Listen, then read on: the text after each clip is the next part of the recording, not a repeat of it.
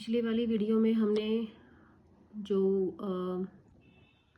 Studies की थी वो थी क्लोरोफिल की और फोटोसिंथेसिस की। तो हमने कुछ बहुत ही इम्पोर्टेंट वर्ड्स जो हैं उनको सीखा था। फॉर एग्ज़ाम्पल क्लोरोफिल, सिंथेसिस भी एक वर्ड था जिसका मतलब हमने किया था, उसमें प्रिपेयर करना होता है, बनाना होता है, तैयार करना होता है। फोटोसिंथेसिस क्या होता है और जो प्लांट में वेसल्स हैं, ये वाला भी एक बहुत इंपॉर्टेंट टॉपिक था। और उसके बाद हमने एक स्टेटमेंट की थी कि sun is the ultimate source of energy for all living organisms at least on earth. Okay, तो अब हम बहुत ही इम्पॉर्टेंट टॉपिक है ये अंडरस्टैंडिंग के लिए। तो इसमें यह है कि can you imagine life on earth without photosynthesis. अगर फोटोसिंथेसिस अर्थ पर नहीं होती, या एक इमेजिन कीजिए just for couple of seconds कि फोटोसिंथेसिस हो ही ना, तो क्या होगा। तो अगर फोटोसिंथेसिस ना हो तो प्लांट्स जो हैं उनको खाना नहीं मिलेगा।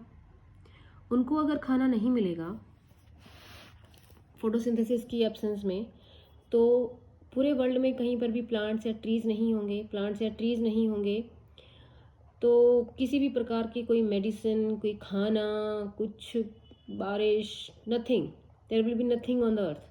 तो लाइफ जो है, अगर फोटोसिंथेसिस रुक जाती है तो उसके कुछ ही टाइम में लाइफ भी अर्थ पर ख़त्म हो जाएगी। इसका एक दूसरा सबसे इम्पोर्टेंट रीज़न ये है, जो फोटोसिंथेसिस है उसका अभी तक हमने ये देखा है कि क्या क्या चीज़ें लगती हैं फोटोसिंथेसिस से फूड बनाने में। ओके, तो इसमें देखते हैं, in the absence of photosynthesis there would not be any food. The survival of almost all living organisms directly और indirectly dependent upon the food made by the plants. इसको समझाने की कोई ज़रूरत नहीं है, ये हमें पहले से पता है। अब एक बहुत important cheese, oxygen which is essential for survival. Essential का मतलब जिसके बिना काम नहीं चल सकता। ऑक्सीजन जो है, जो सर्वाइवल के लिए सबसे ज़्यादा इम्पॉर्टेंट है of all organisms, is produced during photosynthesis. तो अभी तक हमने ये देखा था कि खाना, जो प्लांट है उसको खाना बनाने के लिए चाहिए क्या क्या होता है। अब हम ये देख रहे हैं कि प्लांट जो है जब खाना बनाता है तो उसके साथ एक और चीज़ प्रोड्यूस करता है, उसका नाम है ऑक्सीजन।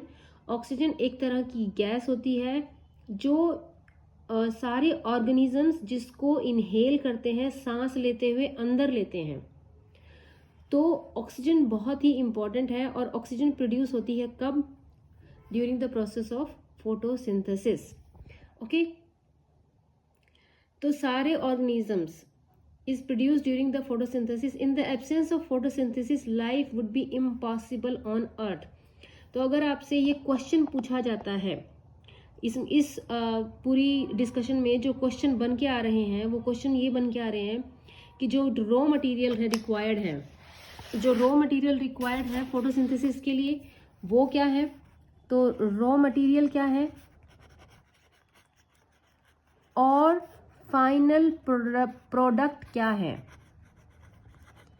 फाइनल प्रोडक्ट क्या है फोटोसिंथेसिस के?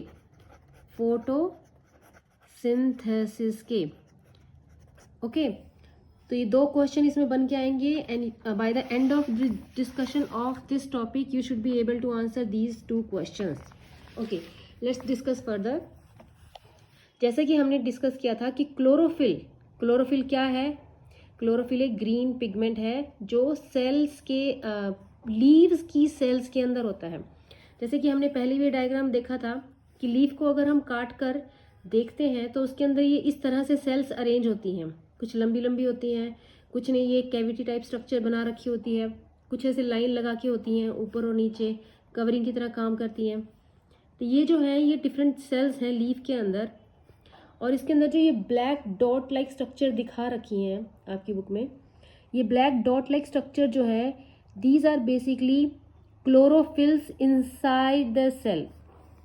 तो ये जो ब्लैक डॉट लाइक स्ट्रक्चर्स हैं, दीज आर क्लोरोफिल्स। तो आप देख रहे हैं सभी सेल्स के अंदर क्लोरोफिल है और हमने जो गार्ड सेल्स की बात करी थी स्टोमेटा के अंदर, उनके अंदर भी जो ये स्ट्रक्चर्स हैं ये सब क्लोरोफिल है, यानी कि सेल लीफ की सेल्स के अंदर क्लोरोफिल भरा हुआ है, जिसकी वजह से ये इसका कलर ग्रीन होता है।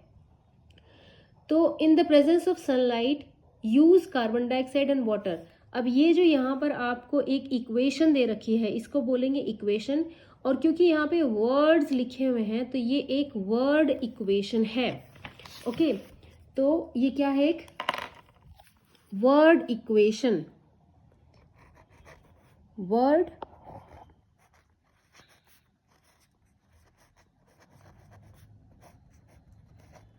इक्वेशन।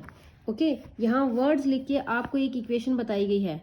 तो यहाँ पर देखिए ये और ये इक्वेशन है किसकी, ये रिप्रेजेंट करेगी फोटोसिंथेसिस को। तो पहले है carbon dioxide, carbon dioxide plus हमें क्या चाहिए, water. Okay, these are two main important. इसके अलावा हमने मिनरल्स भी पढ़े थे, ये इसको सिंप्लीफाई करने के लिए इन्होंने यहाँ पर आपकी बुक में ऐड नहीं किया है। तो आप चाहें तो एक्स्ट्रा उसको ऐड कर सकते हैं, उसके नंबर नहीं कटेंगे, लेकिन अगर नहीं लिखेंगे तो भी कोई बात नहीं, लेकिन आई विल सजेस्ट कि आप यहाँ पर मिनरल्स भी लिख ही लें, मिनरल्स। ओके, ये है रॉ मटेरियल, ये है वो चीज़ें जो मिलकर सनलाइट और क्लोरोफिल, ये दो चीज़ें चाहिए होती हैं इस रिएक्शन को होने के लिए, और ये बनाएंगी कार्बोहाइड्रेट प्लस ऑक्सीजन। ओके, ये हमारी है complete word equation of the process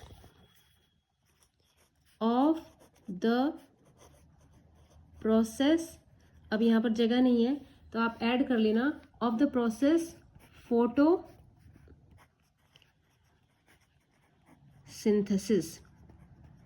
okay, तो ये है कंप्लीट वर्ड इक्वेशन। और यहाँ पर सबसे इम्पॉर्टेंट चीज़ जो अभी, क्योंकि कार्बन डाइऑक्साइड, वाटर और मिनरल्स के बारे में तो हम पिछले 2-3 लेसन से डिस्कस करते ही आ रहे हैं, लेकिन जो प्रोडक्ट है उसके बारे में हम यहाँ पर शायद पहली बार बात कर रहे हैं। तो प्रोडक्ट क्या बना था, जो खाना जिसको हम एक्चुअली प्लांट का फूड बोल रहे हैं, वो फूड क्या है, फूड जो है वो है कार्बोहाइड्रेट। और प्लांट्स में कार्बोहाइड्रेट की जो फॉर्म होती है, जो फूड के रूप में स्टोर होती है, वो है स्टार्च। तो स्टार्च जो है is a type of carbohydrate only. Okay, carbohydrate only. Starch जो है it is a form of carbohydrate only and it is the stored food material in the plant. तो अगर लीव्स में आपको ये पता करना हो कि खाना बना है कि नहीं बना है, जैसे, तो आप वहां पर स्टार्च के लिए टेस्ट करेंगे, क्योंकि starch is the form of carbohydrate जो प्लांट के अंदर प्रेजेंट है। चलिए अब एक और इम्पॉर्टेंट पॉइंट है यहाँ पर आपकी बुक में कि बिसाइड्स लीव्स, मतलब लीव्स के अलावा भी photosynthesis also take place in other green parts of the plant. यानी कि ग्रीन है कलर, मतलब वहाँ पर क्लोरोफिल है। और इन द ग्रीन स्टेम्स, जब स्टेम प्लांट बहुत ही छोटा होता है तो उसकी स्टेम जो होती है ग्रीन होती हैं, बाद में बड़ा होने पे ब्राउन होती हैं। तो ग्रीन ब्रांचेस, इनमें जहाँ भी ग्रीन कलर है वहाँ पर फोटोसिंथेसिस होगी। The desert plants have scales और स्पाइन लाइक लीव्स। जो डेजर्ट प्लांट्स होते हैं उनके अंदर आपने स्पाइंस देखे होंगे, तो वो स्पाइंस जो है वो बेसिकली रिड्यूस्ड लीव्स होती हैं, और वो इसलिए होती हैं ताकि जो पानी है वो वहाँ पर ट्रांसपिरेशन के प्रोसेस के थ्रू लॉस ना हो। These plants have green stems which carry out photosynthesis. अब इसको थोड़ा समझते हैं। देखिए, आपने कैक्टस देखा है, डेजर्ट प्लांट बेसिकली क्या होता है, एक कैक्टस। जब हम कैक्टस की पिक्चर बनाते हैं, या हम अगर आप गूगल पे भी देखेंगे तो इस तरह से आपको कैक्टस दिखाई देता है। और इसके ऊपर इस तरह के छोटे छोटे जो है वो कांटे या स्पाइन्स होते हैं। ओके, ये स्पाइन्स होते हैं। तो क्या हुआ, और ये जो ग्रीन कलर की आपको यहाँ पर थिक लीफ लाइक स्ट्रक्चर दिखाई दे रही होती है, ये बेसिकली इस प्लांट की स्टेम है। ये मॉडिफाइड वर्जन होता है प्लांट का। नॉर्मल जो होता है वो तो आपने इस तरह से देखा ही होता है कि एक प्लांट इस तरह से दिखता है, लेकिन क्योंकि ये डेजर्ट में इनको सर्वाइव करने के लिए अपने आप का रूप बदलना पड़ा, उसको बोलते हैं अडेप्ट करना। और इस अडेप्टेशन में इन्होंने क्या करा, जो स्टेम है वो ग्रीन हो गई, इसके अंदर तो क्लोरोफिल आ गया, और जो लीव्स हैं वो रिड्यूस हो गई। रिड्यूस का मतलब छोटी हो गई या कम हो जाना, कम हो गई, उन्होंने अपना रूप बदल लिया और वो एक स्पाइन यानी कि कांटे की फॉर्म में आ गई। स्पाइन का मतलब क्या होता है, स्पाइन को आप कांटा भी बोलते हैं। कांटे की फॉर्म में हो गई, और इसका रीजन ये है ताकि जो पानी का इवेपोरेशन है प्लांट के सरफेस से उसको रिड्यूस किया जा सके। इसी वजह से जो ये कैक्टस होते हैं, ये रेगिस्तान में या डेजर्ट एरिया में बहुत टाइम तक बिना पानी की सप्लाई के भी रह सकते हैं, क्योंकि यहाँ पर पानी जो पौधे से उड़ रहा है वो रिड्यूस हो गया है या कम हो गया है। क्यों? क्योंकि उसकी जो लीव्स हैं वो रिड्यूस हो गई हैं स्पाइन की फॉर्म में। और जो ग्रीन कलर की स्ट्रक्चर आपको दिखाई दे रही है, ये बेसिकली उसकी स्टेम है, और डेजर्ट प्लांट में स्टेम के अंदर फोटोसिंथेसिस होता है। ओके, ये बहुत ही इंपॉर्टेंट पॉइंट है कि डेजर्ट प्लांट्स में स्टेम के अंदर फोटोसिंथेसिस होता है, ना कि लीव्स के अंदर। तो ये है। और during the process oxygen is release, the presence of starch in the leaves indicate the occurrence of photosynthesis. तो अगर हम लीव्स को स्टार्च के लिए टेस्ट करते हैं और वहाँ पर उसका टेस्ट पॉजिटिव आता है, तो इसका मतलब वहाँ पर फोटोसिंथेसिस हुई है। और starch is also a carbohydrate, ये हमने अभी भी पढ़ा। तो you should be able to answer these questions. मैं नेक्स्ट वीडियो में आपसे कुछ क्वेश्चन पूछूंगी। आई होप आप इसको ढंग से वॉच करेंगे और अगले वीडियो में कुछ क्वेश्चंस के लिए तैयार रहेंगे। ओके, अगर आपको कंटेंट पसंद आ रहा है तो लाइक करिए और सब्सक्राइब करिए। चलिए मिलते हैं नेक्स्ट वीडियो में।